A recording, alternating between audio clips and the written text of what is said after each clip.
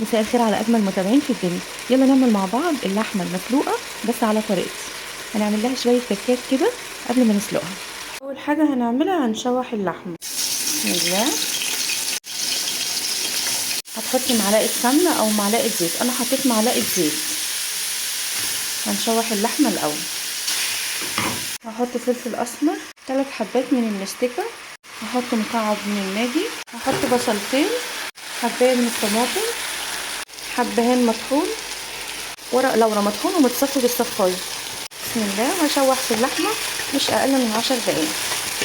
منساش الكوبيبه الصيني احط 4 وحدات.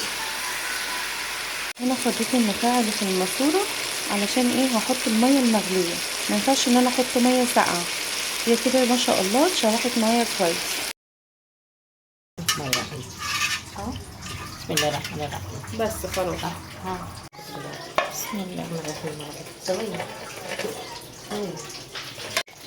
بسم الله.